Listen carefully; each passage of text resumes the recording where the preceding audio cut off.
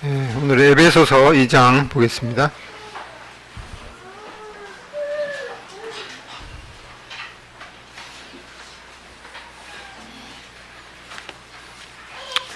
에베소서 2장 1절부터 10절까지 읽겠습니다. 다 같이 읽겠습니다. 시작.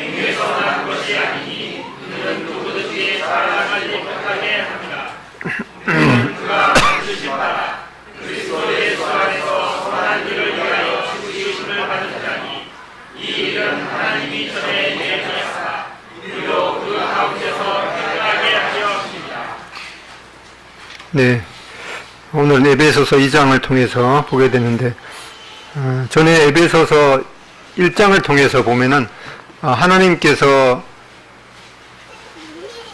우리의 구원을 위해서 무엇을 하셨는가에 대해서 말씀해 주셨습니다.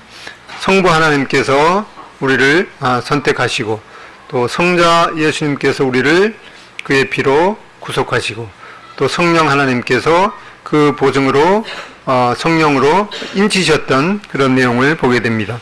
여기에 이제 에베소서 2장을 통해서 보게 될 때, 이제는 그 그리스도인의 이제 그 죄인에서 하나님의 자녀로 소의 그 위치가 어떻게 변화가 되었는지에 대해서 말씀해 주고 계십니다. 그래서 이 2장 1절부터 10절에 보면은 그리스도 안에서 신자의 구원에 대한 것을 이제 상기시켜 주십니다.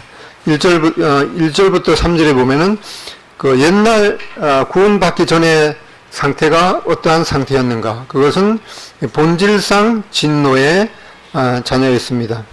신자의 상태는 죄와 허물로 죽어서 하나님과 분리되어서 본질상 진노의 자식이었습니다. 그리고 이제 새로운 상태는 이제 하나님의 자비의 대상이 되었습니다. 하나님의 크신 은혜로 이 허물과 죄로 죽어 있던 우리를 그리스도와 함께 살리셔서 이제 그리스도와 연합되어서 하늘의 안친 자로 삼으셔서 하나님의 풍성한 은혜를 받은 그런 은혜를 세세토록 찬송케 하셨습니다. 그리고 이제 8절로 10절에는 하나님의 은혜의 특성과 그 결과가 어떠한 것에 대해서 말씀해 주고 계십니다. 이러한 구원의 행위는 구원은 행위에서 난 것이 아니고 철저하게 하나님의 은혜의 선물이고, 그래서 우리로 하여금 자랑할 것이 없고 오직 하나님만 감사와 또 자랑하며 그리스도 안에서 선한 일을 힘쓰도록 하기 위해서 우리를 구원하신 것을 말씀해 주십니다. 이 전체적인 내용을 생각하시면서 다시 한번 1절로 10절까지 읽어 보겠습니다. 시작.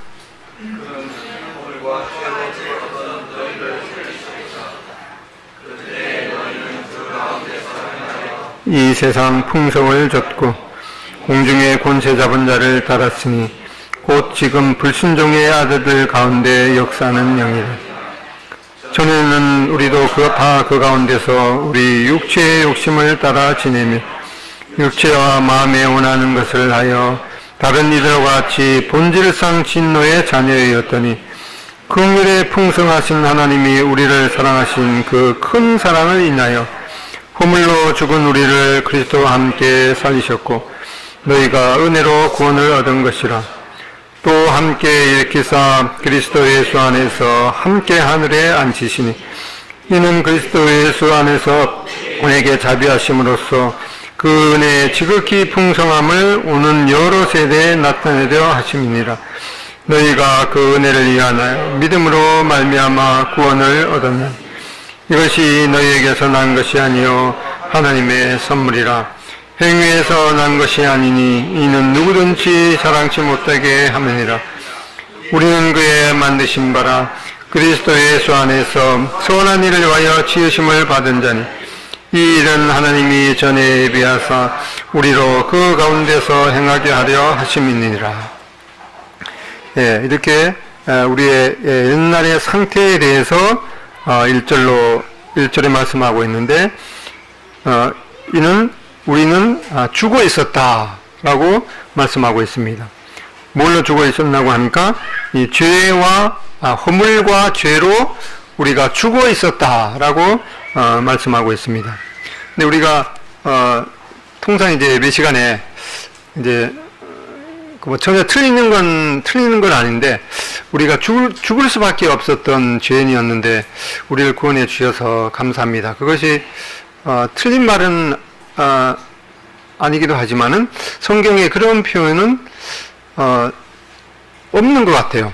왜 그런가 하니까 우리가 죽을 수밖에 없는 그런 죄인이 아니라 여기 보면 우리가 죽었던 자다라고 말씀하고 있습니다. 그 죽을 수밖에 없었던 그 표현은 우리의 이제 육체가 그 죄인의 상태로는 영원한 불목 가운데 던져지기 때문에 죽을 수밖에 없었던 이제 그런 표현을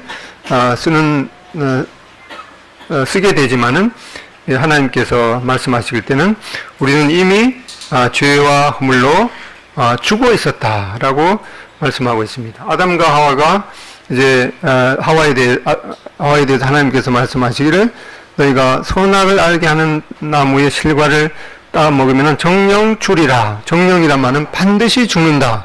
근데 우리의 그 사람의 생각으로 보면은 그 선악을 알게 하는 나무의 실과를 따 먹었는데 금방 안 죽었거든요. 근데 이 죽음이라는 거는 이제 성경적인 그런 그 입장에서 볼 때 죽음이라는 거는 하나님과 이 분리가 되는 것을 죽음이라고 말씀하고 있습니다. 예를 들어서 이제 요즘에는 뭐 이제 모조 그 크리스마스 트리를 뭐 이렇게 그 플라스틱 같이 이렇게 비슷하게 만들기 때문에 좀 그렇지 않은데 몇 년 전만 해도 크리스마스 트리를 만든다고 산에 가서 생나무를 베어갖고 그 화분에다가 그냥 꽂아 놓는 경우가 왕왕 있었다고 그래요.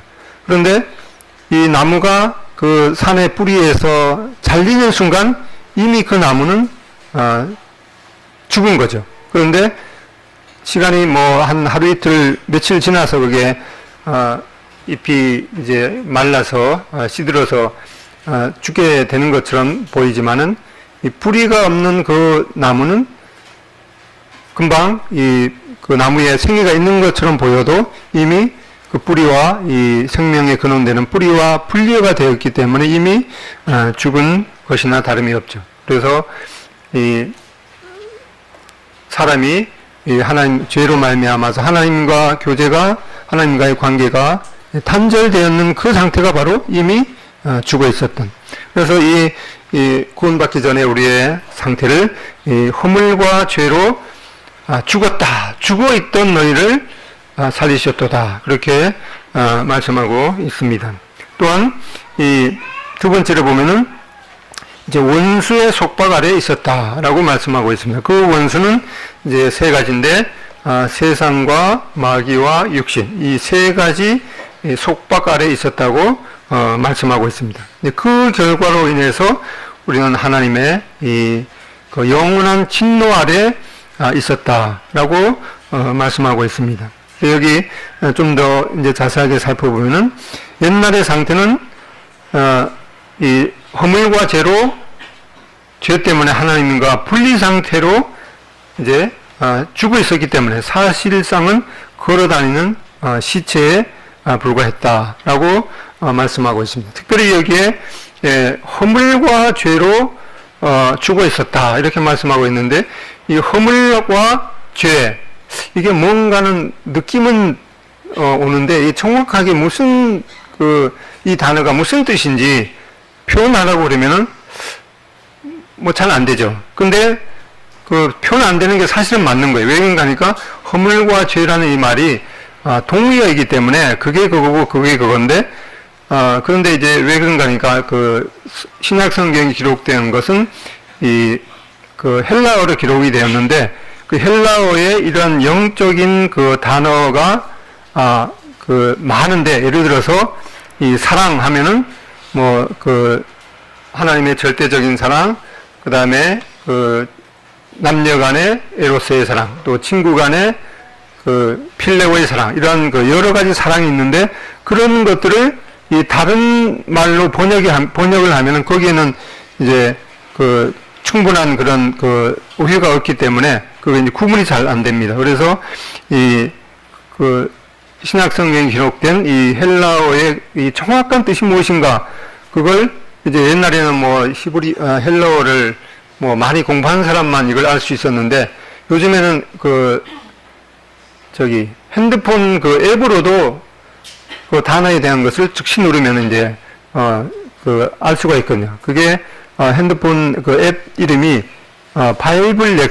바이블렉스라는 성경 사전이죠. 성경 사전인데, 전에는 한 2, 3만 원 했는데, 요즘에는 아마 무료가 되는가, 확실하게 한번 조회를 해봐야 되는데, 그걸 이제 핸드폰에다 깔면은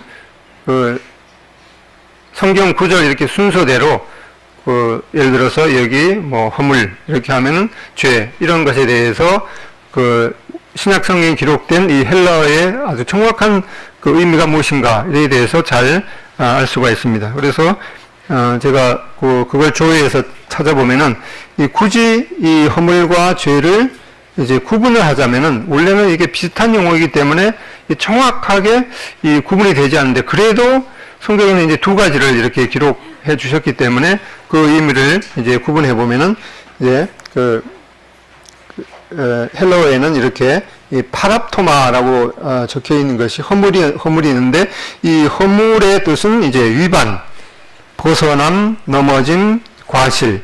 그러니까 올바른 길에서 벗어난, 또는 이제 다른 표현으로 하면 수직에서 기울어진 것, 또는 이렇게 해서 이제 하지 말아야 될, 이제 속도 위반을 이제 하지 말아야 되는데 하지 말아야 될 것을 저지른 것, 이것이 위반, 이것이 이제 허물입니다. 이런 것들은 이제 외적인 범죄에 해당이 되겠죠. 그러면 조금 구분이 되겠습니까?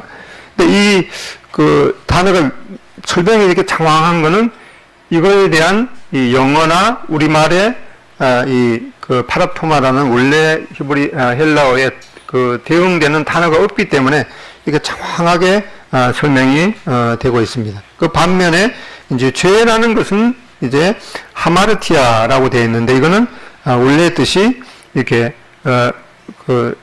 활에 이 관역의 정중앙을 맞춰야지 이제 원래 의도한 거죠. 근데 이 관역을 맞추지 못하고 빗나가는 것, 그러니까 이거는 해야 할 일을 하지 못한 것, 그러니까 죄라는 것은 이제 포괄적의 의미죠. 그래서 이것은 내적 원리로 생각되는 모든 죄의 증상.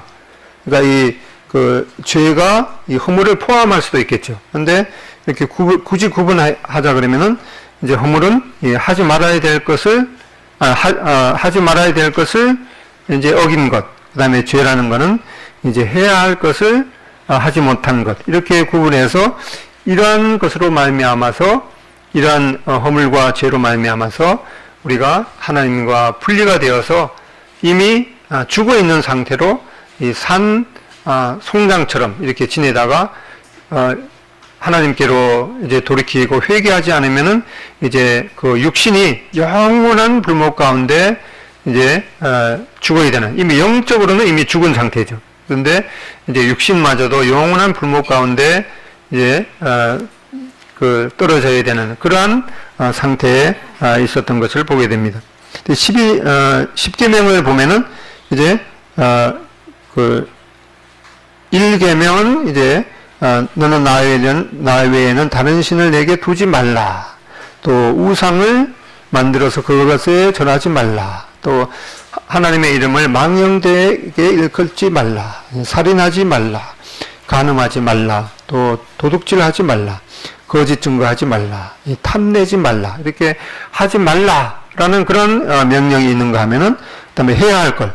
여기 안식일을 거룩하게 지켜라. 또 내 부모를 공경하라. 이렇게 해야 될 것을 또 하지 못했죠.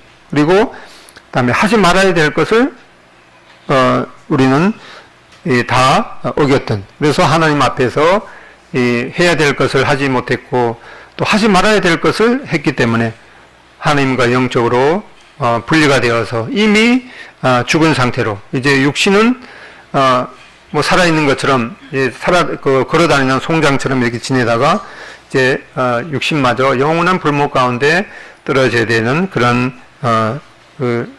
믿지 않을 이제 구원받기 전에 이러한 상태였다라고 말씀하고 있습니다.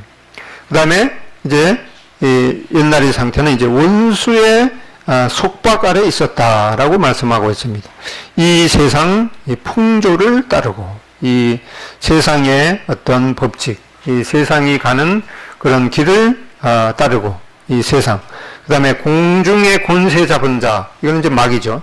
공중의 권세 잡은 자 마귀를 따르고, 그 다음에 육체의 욕심을 따라 지내며 육체와 마음에 원하는 것을 하였다. 이렇게 말씀하고 있습니다. 그래서 우리를 속박하는 이 세 가지의 원수를 보게 되는데 그것은 바로 세상과 마귀와 육신, 이 세 가지가 바로 우리의 주된 적입니다. 요새 뭐 나라에서도 주적이 어딘가 뭐 이렇게 혼동되고 있는데 우리의 주적은 이렇게 세 가지입니다. 세상과 마귀와 육신. 이것이 바로 우리의 그리스도인의 또 모든 사람의 주적이기도 합니다. 이 세 가지의 주된 적 아래에 우리가 속박되어 있었던 것을 말씀하고 있습니다. 이제 좀 더 자세하게 살펴보면은 이 세상은 이 세상의 풍조죠. 이 세상의 풍조에 이 세상 풍조를 따라서 따랐던 것을 보게 되는데 이것은 여기에 세상은 그냥 지구 땅덩어리 또는 이 세상에 있는 이 사람이 아니라 이 세상의 풍조죠. 그래서 이 성경을 읽을 때는 그 문맥 가운데서 이 단어가 뭘 의미하는가 이제 그런 거를 잘 이제 살필 필요가 있죠. 우리가 잘 암송하고 있는 요한복음 3장 16절은 하나님이 세상을 이처럼 사랑하사 할 때는 그 세상은 세상에 있는 이 사람을 의미하죠. 근데 여기는 분명히 이 세상 풍조를 따라, 전에는 이 세상 풍속을 따랐다라고 말씀하고 있습니다. 이 세상 풍조, 이 세상 풍속은 주된 것이 어떤 것인가? 하나님이 없다고 하는 이 무신론 사상에 아주 쩔어 있죠. 그래서 시편 4절에도 보면은 그 모든 사상에 하나님이 없다 하나이다. 지금 이제 요즘 고등학교 몇 년 전만 해도 뭐 이제 고등학교에는 뭐 생물, 지학, 화학, 그 다음에 뭐 물리 이렇게 네 가지로 구분되어 있었는데 요즘에는 그 구분이 안 돼 있죠. 이제 고등학교 우리 졸업하는 지수 어디 갔지? 과목이 분리 안 돼 있지. 어때? 분리되어 있다고? 중학생이야. 그렇지. 예. 그러니까 전에는 그랬는데 지금 이제 교육 과정이 이렇게 변경이 되어서 이 통합 과학 교육을 한다고 하는 그런 취지에서 이제 구분이 안 돼 있고 그냥 과학 통합으로 이렇게 되어 있는데 왜 그렇게 하는가? 왜 그렇게 하는 주된 목적이 뭔가 하니까 이 진화론을 아주 체계적으로 가르치기 위해서 그렇게 한다고 들었습니다. 그러니까 이 모든 사상에 전에는 이제 뭐 생물 가운데 생물 일부분에서만 진화론을 이렇게 도입해서 이렇게 가르쳤는데, 지금은 뭐 우주과학이니 아니면 뭐 사회과학이니 이러한 모든 학문에서도 이제 진화론 사상을 이렇게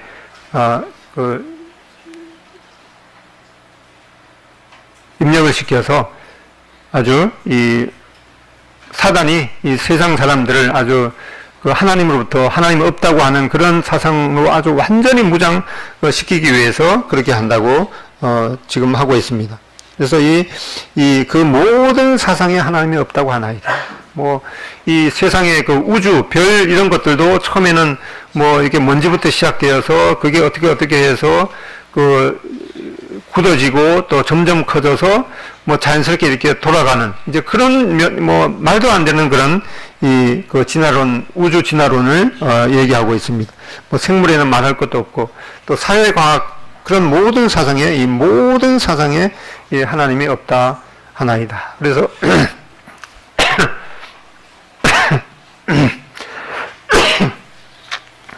제가 디모데 학교에 간 학생의 간증 갔던 학생 중에 한 학생의 간증을 들었는데, 자기가 이제 학교 다닐 때 참 이제 존경하는 선생님이 계셨는데, 그 사람이 수업 시간이고 또 늘 이렇게 강력하게 얘기하는 것이 이 세상은 하나님이 창조하신 것이 아니라 그냥 저절로 그냥 진화된 거다. 이제 그런 사상을 가르치니까 나는 도저히 저 선생님 밑에서는 공부를 할 수 없겠다. 그렇게 해서 자기가 결단해서 디모데 학교를 지원했다라고 하는 그런 간증을 들었습니다. 이 세상 학문은 이와 같이 정말 정신을 똑바로 차리지 않으면은 완전히 하나님을 믿는 신앙에서 떠나서 완전히 사단의 밥이 되는 그런 상황 가운데 있습니다.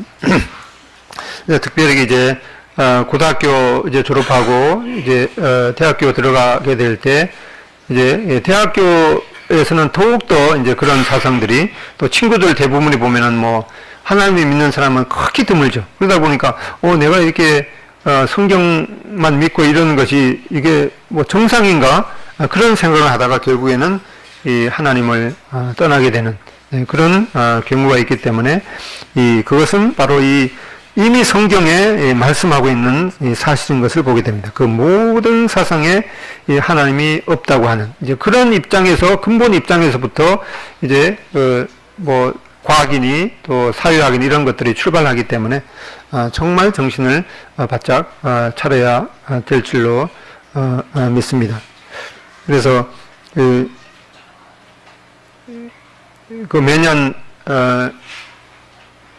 남원 서문교회에서 김종환 형제님이 창조과학에 대해서 매년 이렇게 가르치고 있고, 또한 가르친 동영상이 GNTV에 있기 때문에 우리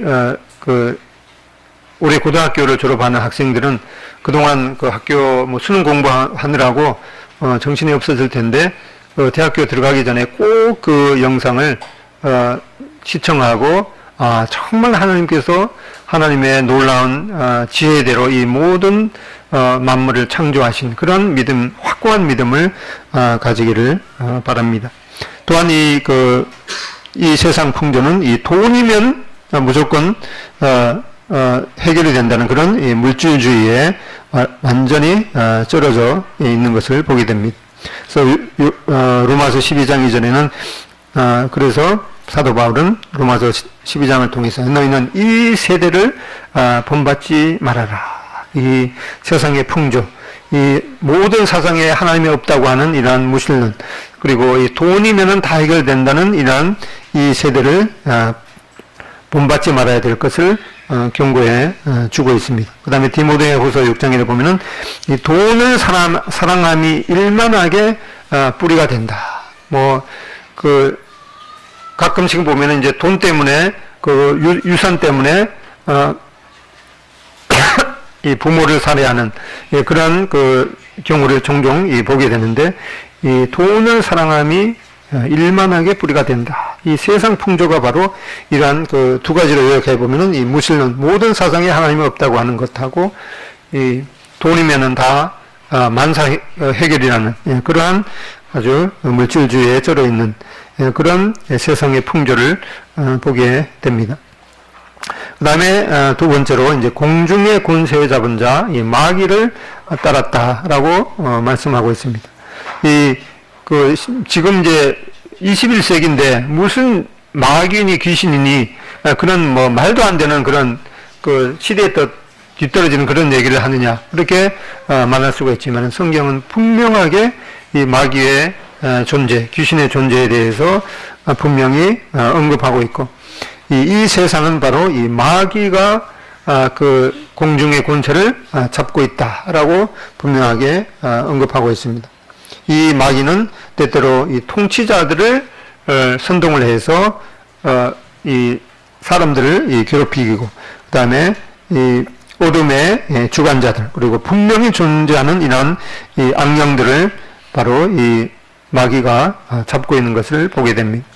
지금은 이제 하나님께서 이 보좌에 앉으셔서 이러한 것들을 이제 어느 정도 이제 그 마귀가 이런 것들을 사람을 괴롭히도록 또는 유혹하도록 이제 허용하고 있는 그런 것이기 때문에 우리는 이 하나님의 진리의 말씀에 견고하게 붙잡혀 있어야 되는 것을 보게 됩니다. 그 다음에 세 번째로 바로 이제 우리가 육체의 욕심을 따라 지내면서 육체와 마음에 원하는 것을 따랐다라고 말씀하고 있는데, 여기에 이 육체를 의미할 때도 보통 이제 뭐 몸 그냥 사람 몸을 이렇게 얘기할 때는 그 헬라어로 이제 소마라고 얘기하는데, 여기에는 그 소마라고 얘기하는 것이 아니라 이 다른 용어, 이 사르크스라는 다른 용어를 사용했는데, 이것은 뭔가 하니까 이 그냥 그 몸인 우리가 보는 그런 신체를 의미하는 것이 아니라 이 부패한 그 성품을 의미하고 있습니다. 그래서 이 믿지 않을 때 우리는 이 부패한 성품을 따라서 육체의 욕심을 따라 지내면서 육체와 마음에 원하는 것을 했다라고 이렇게 말씀하고 있습니다. 그래서 이 세 가지를 이제 이 우리의 주적, 이 세 가지를 요약해 보면은 세상과 육신과 마귀, 이것이 바로 우리의 이 주적입니다. 이 마귀는 이 하나님을 흉내내려고, 하나님도 삼위일체죠. 성부, 성자, 성령이 그 세 분이 한 하나님이신데, 이 마귀도 하나님을 흉내내려고 이렇게 이 세 가지를 이렇게 합쳐서 자기의 수화로 삼고 있는 것을 보게 됩니다. 세상과 육신과 마귀. 이 성경의 여러 구절에 보면은 이 세 가지를 우리의 주적으로 말씀하고 있습니다. 야고보서 3장 14절에 보면은 그러나 너희 마음속에 독한 시기와 다툼이 있으면 자랑하지 말라. 진리를 거슬러 말하지 말라. 이러한 지혜는 위로부터 내려온 것이 아니요 땅 위의 것이요 정욕의 것이요 귀신의 것이니. 네, 지금 이제 개정 성경에 이렇게 되어 있는데 전에 개역 성경에는 이렇게 되어 있습니다. 이러한 지혜는 위로부터 내려온 것이 아니요 세상적이요 정욕적이요 마귀적이다. 그래서 바로 우리 주적 세 가지, 세상과 이 부패한 성품인 이 정욕과 마귀, 이 세 가지가 바로 우리의 이 주적인 것을 분명히 이렇게 말씀해 주고 있습니다. 이렇게 우리는 이미 영적으로 죽어 있었던 것이죠. 허물과 죄로 죽어 있었고, 우리의 주적인 이 세 가지, 세상과 마귀와 육신의 속박 아래 있었던 것을 말씀하고 있습니다. 이러한 결과로 인해서 우리는 하나님의 이 진노 아래 있었다라고 3절 후반절에 말씀하고 있습니다. 이 로마서 5장에도 우리의 우리의 모습에 대해서, 옛날 상태에 대해서 이렇게 말씀해 주고 있습니다. 5장 6절에 보면은 우리가 아직 연약할 때, 또 5장 8절에, 로마서 5장 8절에 우리가 아직 죄인 되었을 때, 그리고 5장 10절에 곧 우리가 원수 되었을 때, 이렇게 우리가 구원받기 전에 상태가 이런 상태라고 얘기하는데, 여기 연약이라는 말을 그 원래는 영어로 보면 이제 powerless죠. powerless 또는 helpless. 이게 powerless라는 말은 이제 힘이 없는 건데, 다른 표현을 하면 이제 무능한 거죠. 뭐 하나님을 향해서 어떠한 그 하나님의 그 마음에 드는, 하나님의 마음에 협조하는 어떠한 선한 행위도 할 수 없었던 그런 무능한 상태였다고 말씀하고 있습니다. 이렇게 우리가 무능하고 죄인 되었고 원수 되었을 때 바로 그때 하나님께서는 먼저 우리에게 오셔서 또 그리스도께서 우리를 위해서 십자가에 죽으심으로 하나님께서 우리에 대한 그 사랑을 확증하셨다. 우리가 뭘 잘했을 때 우리를 사랑한 것이 아니라 이렇게 우리가 무능하고 죄인 되었고 원수 되었을 때 우리를 사랑하시고 우리를 위해서 죽으심으로 하나님께서 우리에 대한 사랑을 확증하셨다라고 말씀하고 있습니다. 그리고 이제 4절로 7절에 보면은 이 하나님이 우리에게 베푸신 그 하나님의 모습이 어떠한 모습인가에 대해서 이제 네 가지로 말씀하고 있습니다. 긍휼과 사랑과 은혜와 자비. 이 긍휼이란 말은 이 보통 성경이 아니면은 또 이제 그 기독교 문화가 아니면은 잘 쓰지 않는 그런 그 용어죠. 그래서 이제 교회에 처음 나와서 성경을 읽을 때 이 긍휼이 뭔가 이렇게 생각할 의문을 이제 품을 수가 있겠습니다. 아무튼 이 하나님의 내 성품을 이러한 순서로 말씀해 주고 있습니다. 긍휼과 사랑과 은혜와 자비. 이 네 가지를 이제 어떤 의미인가 이렇게 표현하려 그러면은 뭔가는 이제 느낌은 오는데 이게 뭔지 잘 이제 표현하기가 참 힘듭니다. 그래서 그런 것들을 이제 그 뭐 핸드폰에다가 게임 앱을 그 하나 덜 깔고 이 그 바이블 렉스라는 그 이 성경 단어 프로그램을 오늘 이제 그 시간 날 때 이제 깔으셔서 성경을 읽을 때 이 잘 확실하게 이 단어가 확실한 의미가 무엇이 이렇게 할 때 즉시 검색을 할 수 있기 때문에 해서 공부하시면 좋겠습니다. 이 성경을 이제 하나님의 말씀을 공부한다는 것은 아주 그 자문이다 보면은 이 은을 감추인 그 은을 구하는 것이 간절한 마음으로 찾아야지 이 하나님을 알게 된다 이런 말씀이 있기 때문에 이 그 하나님의 말씀을 올바로 깨닫는데 많은 뭐 물질적인 또 그 영적인 또 지적인 그런 투자를 하는 것이 필요하겠습니다. 그런데 하나님의 성품에 대해서 나오는 이 네 가지가 이 순서가 이렇게 되어 있습니다. 그런데 이 순서가 우리 성경 하나가 바뀌어야 되는데 왜 바뀌어 있는가 하니까 우리 문장은 이제 뭐 했다 하고 이제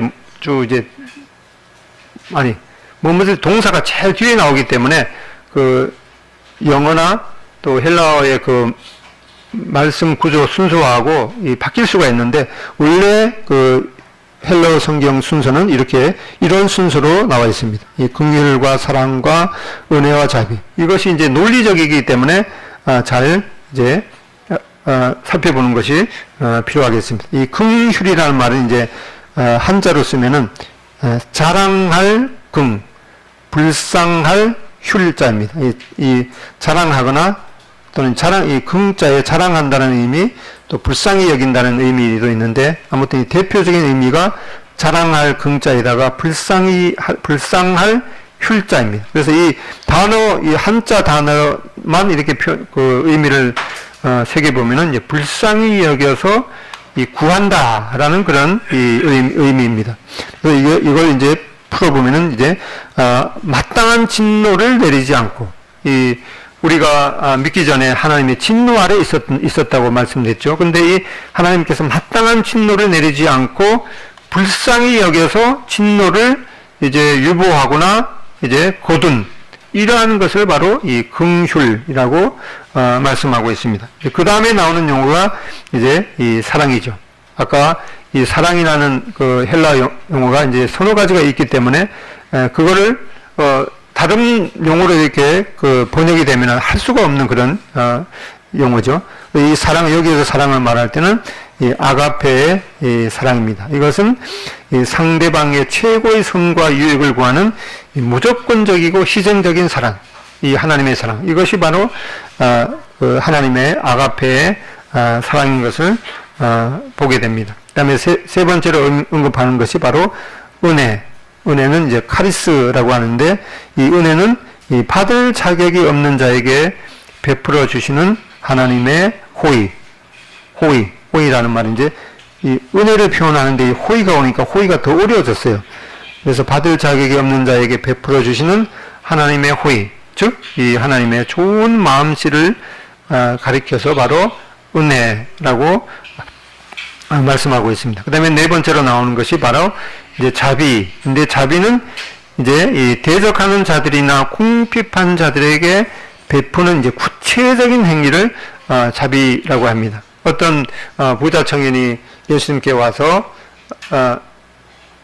물었죠.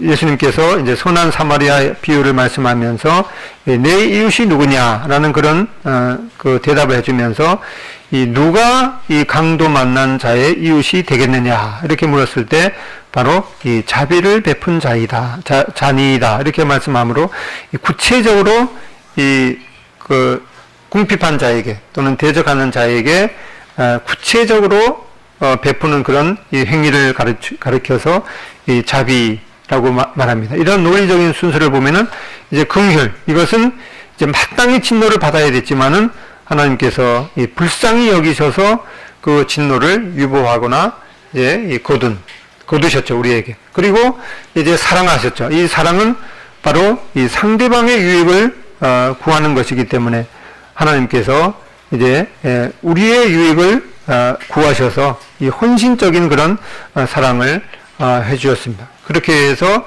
이제 하나님의 독생자를 우리에게 보내주셨습니다. 그리고 우리에게 은혜를 베푸셨는데 그것을 우리가 받을 자격이 없었는데 바로 하나님의 받을 자격이 없는 그런 자에게 베푸신 하나님의 호의, 하나님의 그 좋은 마음씨를 우리에게 베푸셨습니다. 그리고 이 자비는 이 대적하는 자들이나 궁핍한 자들에게 베푸는 구체적인 행위, 즉 바로 하나님께서는 그 독생자 예수 그리스도를 우리에게 구주와 주님으로 주시는 이 구체적인 행위를 하신 그런 이 논리적인 순서를 보게 됩니다.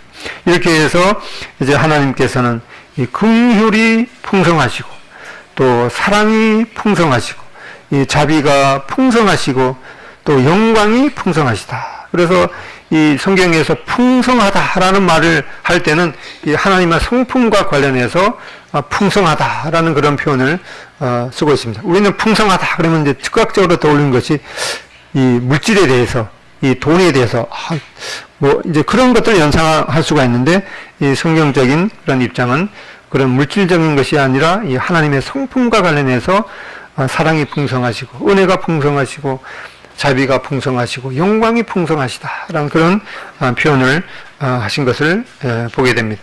이제 4절로 10절에 보면은 새로운 상태에 대해서 말씀하고 있습니다. 하나님께서 우리를 그리스도와 함께 살리셨다. 또 하나님은 우리를 그리스도와 함께 일으키셨다. 또 하나님은 우리를 그리스도와 함께 하늘에 앉히셨다. 이렇게 우리를 살리시고 함께 일으키시고 함께 하늘에 앉히셨다라는 말씀을 보게 됩니다. 갈라디아서 2장 20절에 보면은 내가 그리스도와 함께 십자가에 못 박혔나니 예수님께서 2000년 전에 십자가에 못 박히셨는데 그때 예수님께서 십자가에 못 박히실 때 우리도 함께 십자가에 못 박혔다 이렇게 말씀하고 있습니다. 이러한 진리를 이제 구체적인 그런 그 행위로 나타내는 것이 바로 침례죠. 침례는 바로 이 그리스도와의 연합된 것을 이제 그 구체적인 행위로 말씀하시는 것을 보게 됩니다. 로마서 6장 3, 4절에 보면은 이제 그의 죽으심과 합하여 예수님께서 십자가에 죽으실 때 우리가 함께 죽었다는 것을 이제 이러한 그 행위로 표현하는 것입니다. 그리고 그와 함께 장사되었고, 그 다음에 함께 일으키심을 받았다. 또 이제 에베소 2장 6절에 보면 또 함께 일으키시고 그리스도 예수 안에서 함께 하늘에 앉힌 바 되셨다. 그래서 이 침례를 통해서 이제 물속에 들어가는 것은 바로 이 수장되는 거죠. 예수님과 함께 십자가에 못 박힌 것을 이제 행동으로 나타내는 것입니다. 그리고 이 물속에서 이제 들어가는 것은 이제 장사된 거죠. 예수님과 함께 이제 무덤에 갇히고 이제 장사된 것.